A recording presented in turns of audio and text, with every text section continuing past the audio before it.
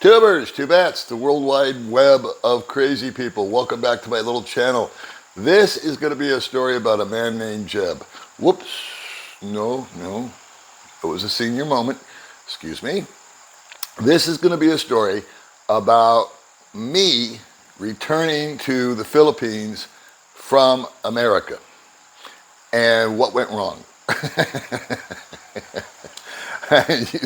What could possibly go wrong? Well, I'm about to tell you. And I also want you to know up front two things. This is going to be a long video.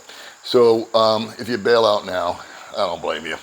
And if you do hang in there, I want to do a disclaimer that anything and everything that I say happened to me is subject to change. In other words, I'm not giving you advice.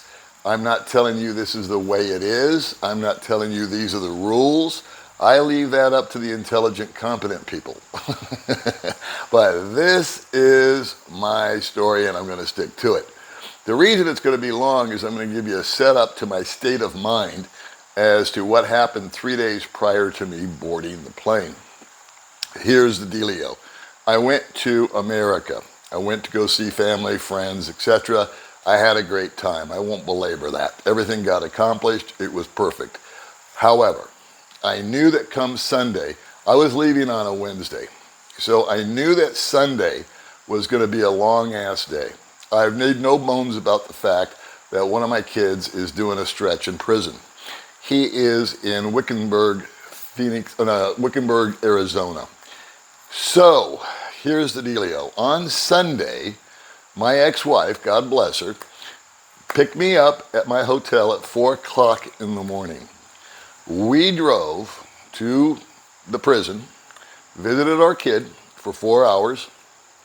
It was great. I hadn't seen him in 5 years. We got back in the car and we got home at 11:30 at night. I think that's 19 and a half hours. And so I was a little tired and I hopped into bed. I was able to get to sleep, but I needed to be up by 9 o'clock the next morning because my friend Steve was going to pick me up and drive me from Las Vegas to Palm Desert, where I stayed with my sister. That was Monday. So we were 5-6 hours or something like that in the car, I think. Excuse me. I got home to Palm Desert, and then that evening was just kind of like, okay, I'm home. I dragged all my stuff in, and I was pretty tired from the Sunday drive, and then I was pretty tired from the Monday drive back to Palm Desert. And then Tuesday was the big day. Tuesday was the day that I had to go get my COVID test because it has to be 24 hours that you get that done. And I had made an appointment for that like a week earlier. And I had to create a One Health Pass before I could get on the plane. And I had to put that off until Tuesday because the One Health Pass is useless unless you've got all the stuff to upload. And so that was going to be my day to get on the computer. And I intended to get on the computer by noon on Tuesday. On Tuesday, I went to go visit my father one last time. And then he had some banking things that he wanted me to help him with. And then my sister needed to go somewhere, which is no big deal. But long story short, I got home at 4 o'clock. I wanted to get home at noon. I left the house at 10. I got my COVID test at 11. No, I wanted to get home at 1. I got my COVID test at 11. Went and saw my dad. I figured that would be that. And I would come home. But there were extraneous activities that I had to get involved in. So I did. And I got home at 4. And at 4 o'clock, I was going to do my One Health Pass. And I was going to buy my flight insurance, the $35,000 deal. I was going to buy my throwaway ticket. And that's about it. You have to have all that stuff to upload to the One Health Pass. So the COVID test came back negative. praise goodness, praise God. It came at 10:48 in the morning, and I got online and I started snooping around for health insurance. That took about 15, 20 minutes, and I bought that. It was about 50 bucks. I did the throwaway ticket dealio. I got taken to the scam site because I was a little foggy. So I spent $9 until I realized that I was on the wrong site. And it was kind of cute because they sent me back an email saying, okay, you've been confirmed by ticket.con, C-O-N, like you've been conned. Thank you very much for your $9. I went back to the real website, which is My Onward Ticket, and I got onto My Onward Ticket, bought my ticket to Singapore 2 weeks into the trip. As a side note, I bought 2 weeks worth of insurance because that's all I had to be covered for. And again, all of this is what I did, not necessarily what you should do. Let me keep saying that throughout this video. All right, so you kind of got the setup. Now I've got my insurance, I've got my onward ticket, I've got my COVID test. Let's go ahead and do our One Health Pass, or whatever the frig it's called. See how goofy I am? Health Pass, yeah, One Health Pass. Let's do that. Well, I started that little dealio at about 5 o'clock in the evening, and guess what? I got done at 9:30. Why, you say, did it take so long? It's only a 25-minute form, because every time that I put something into One Health Pass, it blew me out. I hit the button to say, okay, I'm done, and it blew me out, and it blew me out, and it blew me out. So, finally, on about the 50th or 60th time of uploading the vaccine card and uploading my COVID test and putting in my flight number and my passport number and my birth date and all this other stuff that kept blowing out, finally it went, okay, you're approved, or let me show you because I'm so proud of it. You're registered. It's probably backwards because I'm selfie mode here. But I got my One Health Pass, so I'm cool for school, right? But I'm a little tweaked and I'm a little torqued. And it's 10 o'clock or so at night. I set my alarm for 3:30 because at 6 o'clock I was going to get a ride to the airport, which is a 3-hour ride. And I didn't get to sleep until midnight because all this stuff kept spinning in my head. And usually I just pass out like a dead man. So on 3.5 hours of sleep, I woke up. And that was after the day of being in the car for 6 or 7 hours. And that was after being in the car for 19 hours. So I don't know how much sleep I had in those 3 days, but I sure was tired. And I really wasn't thinking that clear. And anybody that knows me knows I'm not the sharpest stick in the box. So this was getting a little stressful. And anyway, my ride, China Dave, came, picked me up, took me to the airport. Perfect timing. 3-hour drive, got to LAX at 9 o'clock. Awesome. Got the luggage up to the counter.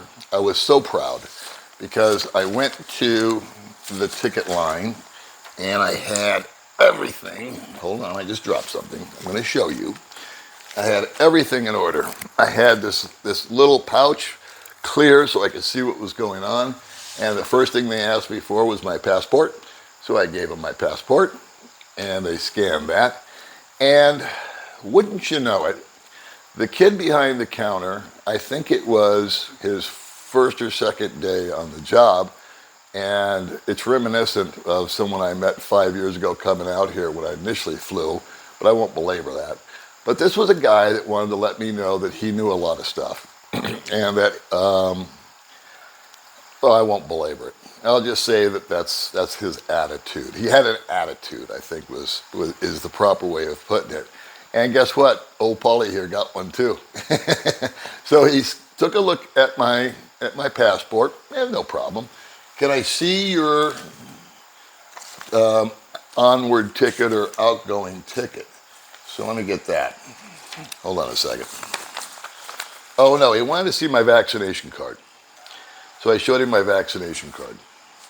And what I also had to show him was a certificate saying that this vaccination card is legitimate. It's not some counterfeit. I got this while I was in the Philippines, and I got this while I was in the Philippines.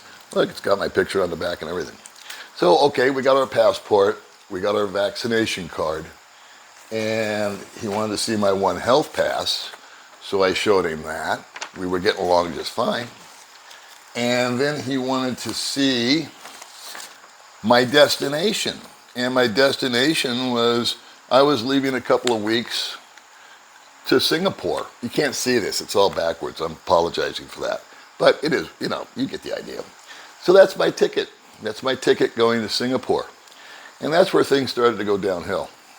And he said, so you're coming into the Philippines, right? And then you're going to go to Singapore in 2 weeks, right? Yeah. He says, well, when are you going to go back to America from Singapore? And I said, I'm not going back to America from Singapore. Well, what are you going to do in Singapore? What do you care what I do in Singapore? I'm traveling. I'm retired. You're not coming back to America? And at that point I said, no, I'm not coming back to America from Singapore. And that got the attention of the supervisor. And so she came over and she looked at my ticket and she looked at the kid like he was crazy. She goes, this is fine. He's leaving the country in 2 weeks. Move forward. And so now he's been chastised and I've given him a little lip. So he's not happy. And he says, okay, I'll need to see your negative results. Oh, and here is, oh no, he said, I need to see your health insurance. Well, there it is, bucko. And here's the even more official looking letter. It says I'm covered for COVID up to $50,000, not your crappy $35,000. And it's good for this and it's good for that, and yada, yada. And here's my airline ticket. And then he wanted to see my COVID test. So I showed him my COVID test. I had just gotten my COVID test the day before at 10:48. Where is it? It's right here. See there? Negative. Got the scanner thing and everything else. And he said, well, you know what? I said, what's that? He said, your plane boards at noon. I said, yeah. He said, well, you took this test at 10:48 in the morning. I said, yeah, yesterday, yeah. He says, well, that's an hour and 12 minutes too early. I said, really? He says, yeah, it's got to be 24 hours. Now, I had heard somewhere, at least I think I did, that they were cool on that. That if you took the test, they realize how hard it is to get this thing perfectly timed by the minute and the hour. And I can't remember where I heard it, and I'm confident I did. Somebody told, some travel guy or girl that I listened to about all this, said, listen, if you just get there on Tuesday and they see it's Wednesday, they're just cool with it. And in fact, coming out of the Philippines into America, that was the case. My test was 30 hours old. And a supervisor looked at it and they just said, yeah, it's good. He's put him on the plane. So that's how I got to America, no problem. But this guy decided he was on a mission. And so he said, and so now it's about 10 o'clock because I've been standing in line. And the reason, by the way, that the One Health Pass took so long was because the website was under construction. I found that out from a guy in line with me who went through the exact same thing, a gentleman from Texas who knew me. He said, hey, you're the old dog. I said, yeah. He goes, how'd you do with your health pass? I said, not good. He said, me neither. But back to the story, back to the counter. So I said, really? I said, you know what? I've been vaccinated. I've been certified. I've got a negative result. I'm wearing this mask. Everybody in this building has a negative test, has a mask on, and has been vaccinated. This has got to be the most COVID safe place on the planet. He goes, well, rules are rules. And I said, so what's your solution to my problem? He says, you go downstairs and take another test. And so he had my bags stacked in the back. The reason he had them stacked in the back is because he said that I was allowed one carry-on and 2 pieces of luggage. And I said, well, actually, I'm entitled to 1 carry-on and 1 personal item and 2 pieces of luggage. And he said, no, you're allowed 1 carry-on. I said, that is a carry-on. He said, yeah, you're going to have to check it. I said, but my backpack is personal, and that's a carry-on. I got here this way. He goes, no, you're allowed 1 on your person and 2 to get checked. You're going to have to pay for and check in that carry-on. But first, you're going to have to go downstairs and take the COVID test. So, okay, Junior, where's the COVID test? Get on the elevator, go down there, and have it redone. How long does that take, sir? Well, about 20 minutes. Okay, fine. I hope I don't miss my flight. He goes, oh, no, you'll be fine. I thought, yeah, thanks, Karnak. So I go downstairs. Guess what? I got to get online. I got to fill out their form, just like the One Health Pass. Name, passport, birth date, blood type, blah, blah, blah, blah, blah, blah, blah, blah, blah. Submit and pay my $80.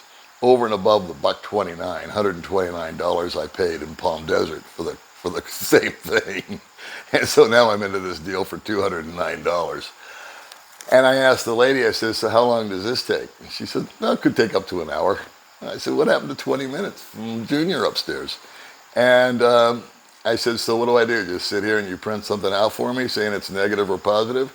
She goes, no, we'll email you. I said, great. I hope my battery doesn't die during all this. So got back on the elevator, went upstairs, cooled my heels, and bing, half hour later, 35, 40 minutes later, I don't know, email. Gee whiz, I'm still negative. What do you know? So this is kind of the touchy part because I feel odd saying this. But the kid that was hassling me about going to Singapore and my luggage and everything else was young with black hair, and he was Filipino, and he was wearing a suit and a tie. And when I went back, and he said, just come back to the counter number 4, I'll never forget. I went back to counter number 4, and there was a kid that was with black hair, Filipino, in a suit, really nice, handsome kid, just like, and I go, well, here's my new COVID test. And it wasn't the same guy.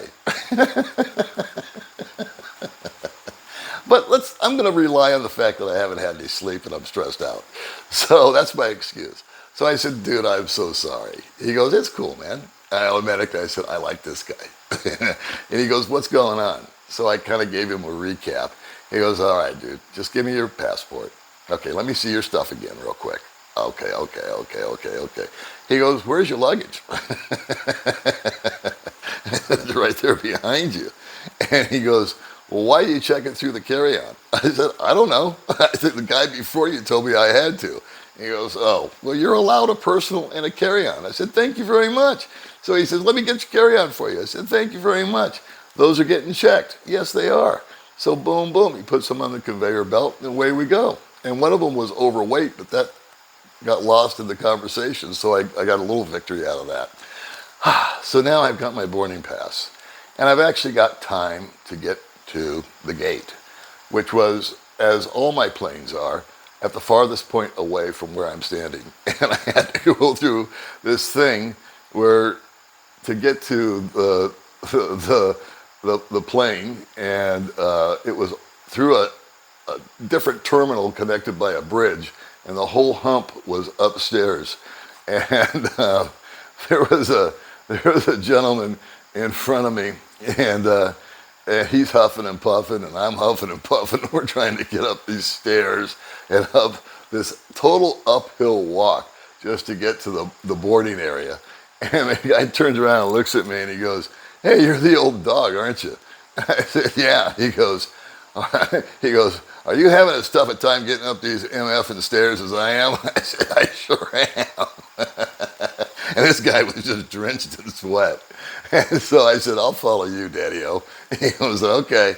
So off we go, and we're just bitching and moaning like the two old men we are.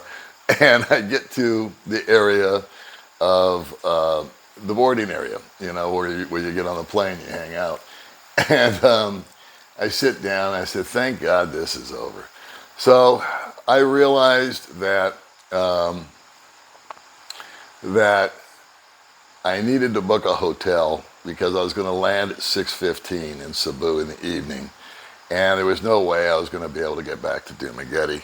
And I had stayed at the Sebastian on my way out. And I figured I'll just stay at the Sebastian again. And I was trying to book a room at the Sebastian.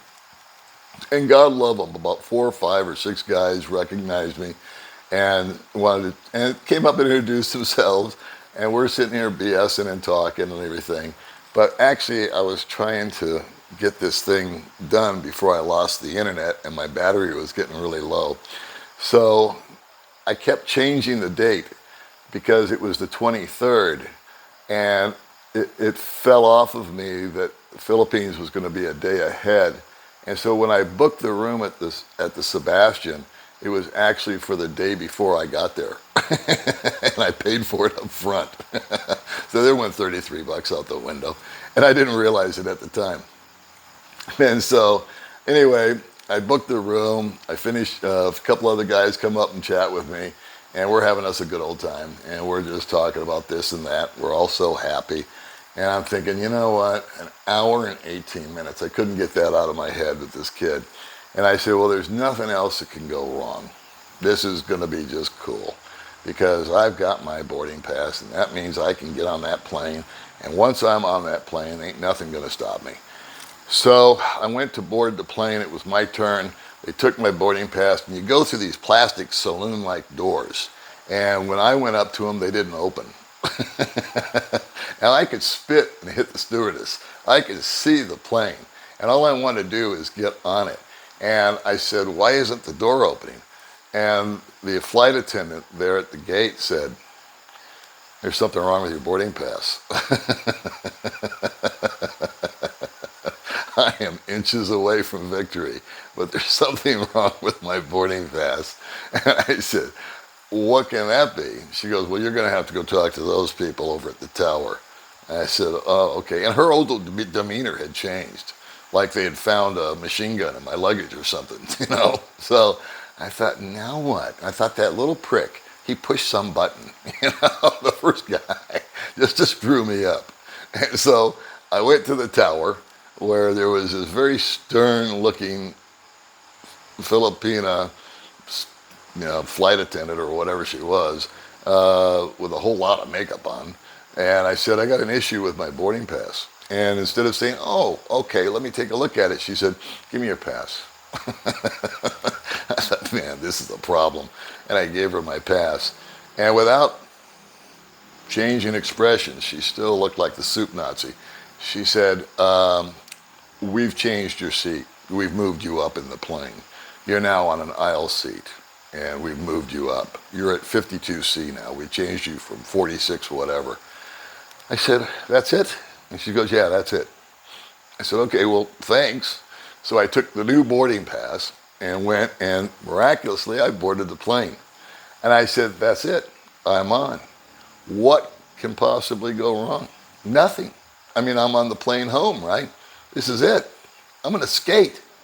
Well, they changed my seat to an aisle seat right next to a mother with a 2-year-old screaming baby. And to God, you can't make this stuff up. And God bless them. I've traveled with kids. I know the drill. And the kid only cried for about 2 hours during takeoff. And I know that what happens is their ears get, screwed up as the plane goes up. But the baby conked out. And I conked out. And then I got up and we ate. And the rest of the trip was pretty much non-eventful. Is the word I'm looking for. We land. We disembark. I go through the scanner thing, and that's fine. The easiest part was immigration. I just kind of waved all this stuff at this guy, and he didn't even really look at it. He just says, "You got this?" I said, "Yeah." "You got this?" "Yeah." "You got this?" "Yeah." "You got this?" "Yeah." "Let me see your passport." "Welcome to the Philippines." I said, "Oh, thank God, we're in." And I'm marching down to get my luggage now. I'm going to baggage claim, and I'm trying to figure out how to get there because I see it's over there. And a woman says, "Oh, no, no, you got to go see this guy." And I said, "Another guy?" I went through the scanner, and I went through immigration. "Who's this guy?" And she goes, "Oh, he just has to check something with you. Just that's one last stop." Okay, so he wanted to see my passport. So I gave him my passport. And he scanned it, and he said, "Okay." He says, "Now let me see your boarding pass." So I don't have my boarding pass. It's on the plane. I left it in that little envelope thing in front of me on the front seat. And he goes, "Well, do you remember your seat number?" I said, "By heart." "It's 52C. He says, "Oh, you're Paul McGill." I said, "Yeah, I am." And so he said, "Welcome to the Philippines." That's my story, and I'm sticking to it. So the takeaway on all this is, number one, I think a lot of it has to do with the person that you get behind the counter. I'm going to tell you that if your flight is at noon, like mine was, the sage advice, the safe advice, and you know I hate to give advice, but the advice I'm going to give you, way out of my comfort zone, is do not get yourself tested a minute before that. I honestly believe, and this is just conjecture, but it worked on the way out. If you have a negative test and it's the day before, you should be cool for school. But if you get Junior that's full of power and authority for the first time in his life and wants to question you about when you're leaving Singapore and what you're doing there, which is none of his business, and then wants to get, technical about an hour and 12 minutes on your COVID test, play the game safe. And I wish you well, okay? And on the One Health Pass, it's a super easy form to fill out. You're gonna need your flight number, you're gonna need your passport number, of course your name, your address, phone number, place of birth, this, that, and the other. And you need to upload your vaccine card, and you need to upload your negative test. So the one thing that gave me the most grief was the test, and it was timed wrong. Had I have gone an hour and 12 minutes later at 12 o'clock or 12:01 and gotten my little antigen test, I wouldn't have had that grief of having to go back downstairs and then back up. So that's my little ordeal of going from America to the Philippines. And I got to tell you that it's good to be home, and home is where the heart is. And at the time, I was hating everything that went on. But now, as usual, I'm able to look back at it and laugh, because at the end of the day, I win. All right. I hope you guys win too. And welcome to the Philippines when you finally get here. Bye.